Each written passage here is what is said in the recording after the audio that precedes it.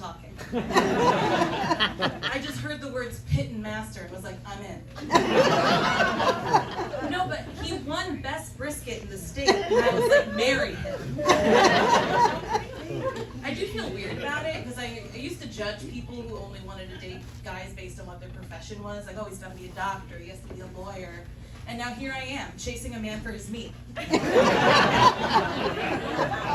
kind I want in my mouth.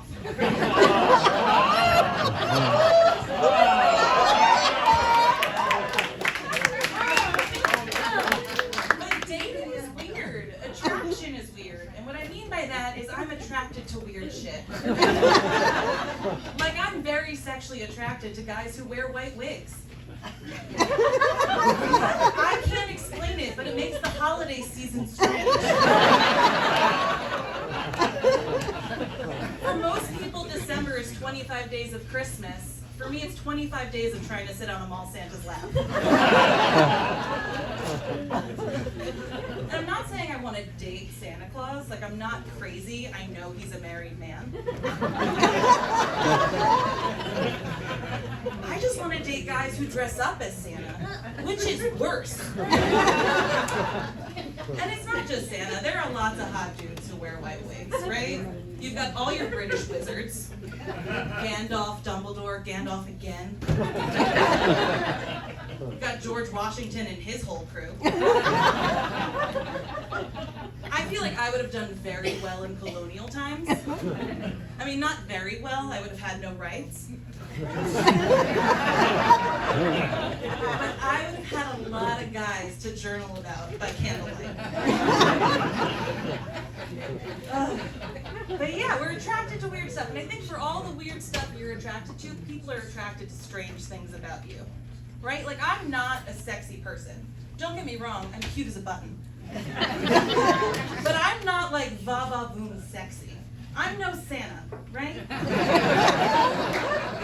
But you put me in any sandwich shop in New York, and let me order what to my heart's content, men go wild. You'd think I was filming a porno the way men are saying. They're like, oh, you're gonna do ham and turkey shit. I'm gonna put some mayo on there, make it nice and moist. Oh, damn. And it's mind-boggling, because there's nothing inherently sexy about making a sandwich, right? Like, you're shoving meat into buns and then sticking it in your mouth. What's sexy about that? See, changing gears, I think about murder a lot. Not committing it, just getting murdered. I'm a woman. No, I'm a millennial. So all I do is watch true crime, watch all the documentaries, listen to the podcasts.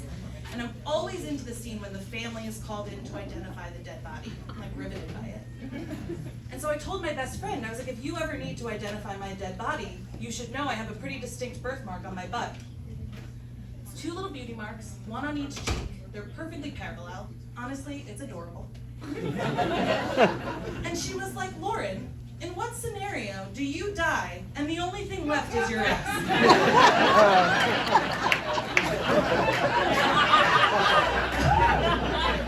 Like, what could happen that's going to make me walk into a morgue and flip her over? That's her. Like, what could possibly have happened? Your face, gone. Fingerprints, gone. Teeth, dental records, all gone. But your ass, perfectly intact. And I couldn't think of an answer, so I Googled assless deaths. And now I'm on an FBI watch list.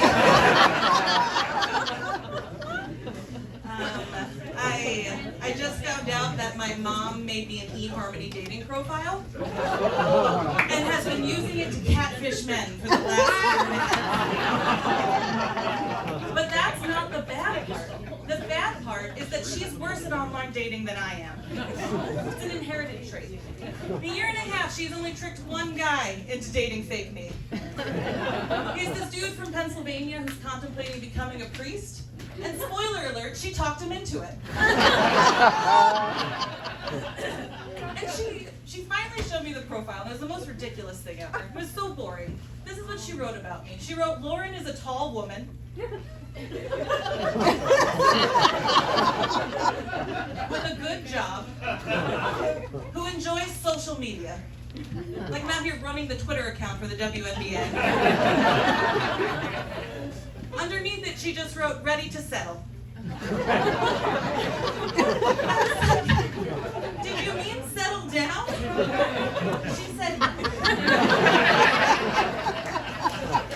for my interests, she listed Catholicism and seasonal allergies.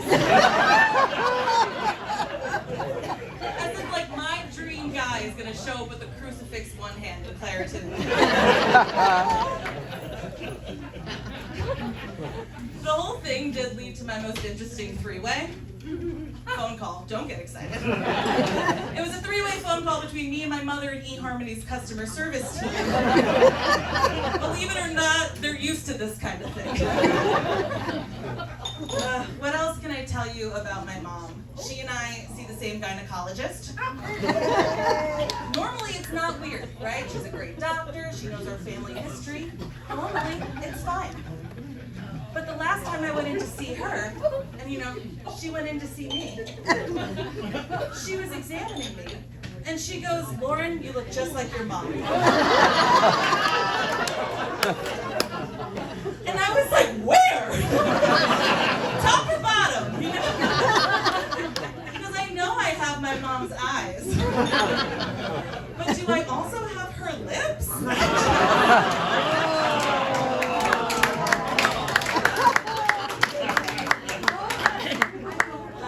My mom is here. Yeah. I won't point her out, but we look alike, so you might recognize her. But it's her first time ever coming to see me do live stand-up comedy, and I thought, what better way to welcome you than by talking about your vagina?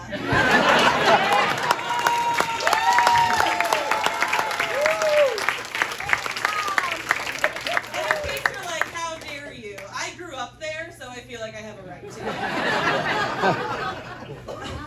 I did grow up here. I grew up in Belmore, and I just moved back. Yeah. I moved back to help take care of my dad.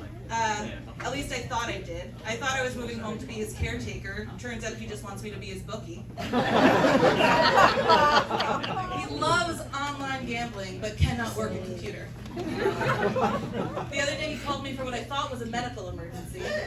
He was staring at his computer screen and goes, it won't let me place my bets. I was like, Dad, you're in a Word document.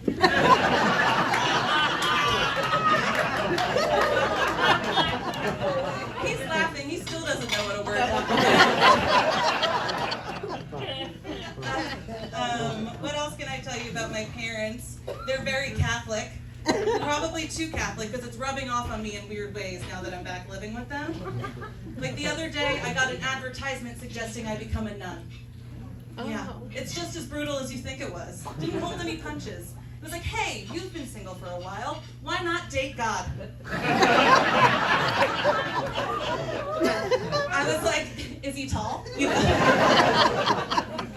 But I showed my mom thinking that she'd be super pumped, what with the Catholicism and all. And she just goes, Lauren, you'd be a terrible nun. And that's an insult I didn't think I would ever receive, right? I got defensive. I was like, what can a nun do that I can't, right? Wear all black and not have sex? That's like every day for me. Do it all the time. All right, I'm gonna leave you guys with this one. I recently ruined a Zoom funeral. Yeah, it's not something I set out to do, but I'm not good online. Like, I'm not good at it virtually. I'm like the only person I know excited for in-person funerals to make a comeback, right? But what happened was my friend's dad had passed away, and it was really sad, and I wanted to go and show my respects. But the rabbi hosting the funeral was like the most beautiful man I've ever seen.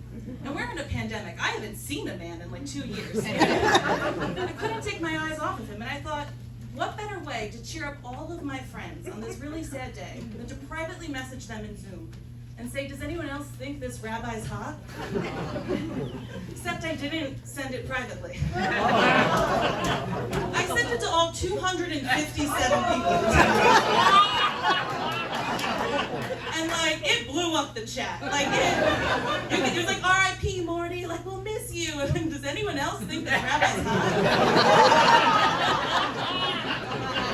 Yeah, I thought my friend would be furious with me.